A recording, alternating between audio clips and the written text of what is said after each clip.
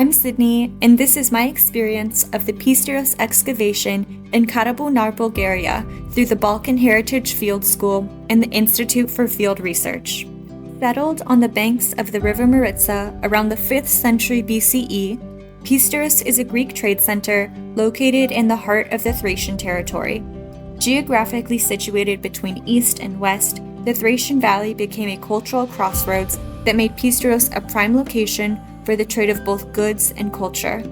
Lacking evidence of total Greek dominance that's typical of Greek colonies along the coasts of the Aegean and Black Seas, Pisteros raises questions as to why the Greeks would have ventured so far from home and how they crossed this vast distance, and what the establishment of Pisteros offered them, not as a colony, but as a syncretic trade center.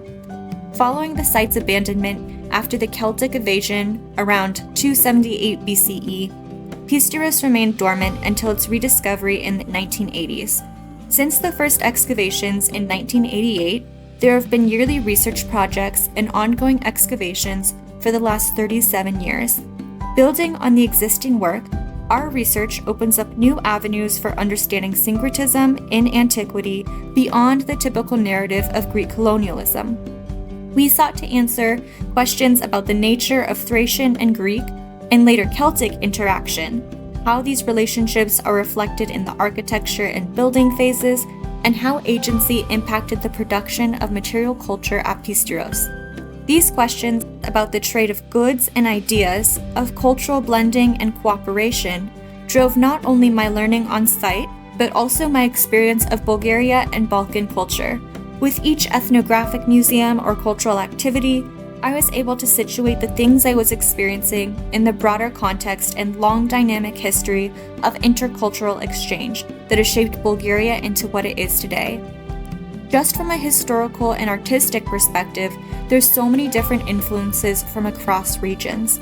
From Cyrillic missions to communist graffito to Greco-Roman mosaics, seeing all these different periods right next to each other really gave me a sense of how culture ebbs and flows with time.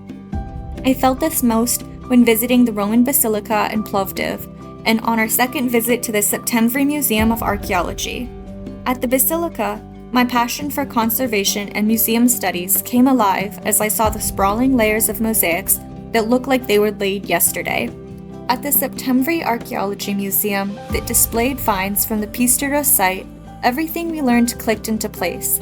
I saw behind the glass pieces of pottery with stamps just like the ones we found in the field, and we got to see where the coin that was found on day one would eventually sit, next to only 4 others from Pisteros with the same design. Seeing items just like those we found in the field being put into context and on display for others to learn about was really moving and helped validate for me that field school was the best decision I could have ever made. I felt that in archaeology, I could really make a difference in how material culture and what it can tell us about the beliefs, traditions, and everyday lives of those in the past can be shared with others. I went in with no expectation or ideas of what my experience of archaeology or Bulgarian culture would be like, and it was from being totally immersed in a new subject and a new culture that took my learning to a whole new level. Every day was filled with brand new ideas, exchanges, and hands-on experiences that presented me with ways to challenge myself personally and professionally. The field school experience is unique in that your day isn't divided into personal and professional time, but rather there's always a chance to learn something new about your research or your teammates both on and off the field.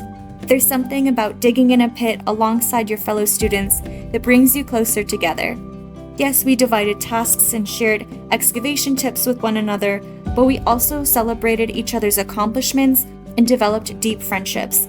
During breakout in the field, or during free time by the pool, or on the bus to visit tombs in Kazanlak, we worked on our journals and reviewed notes, making strides in our studies. But we also formed bonds, played music, shared snacks, and made memories that will stick with us for the rest of our lives.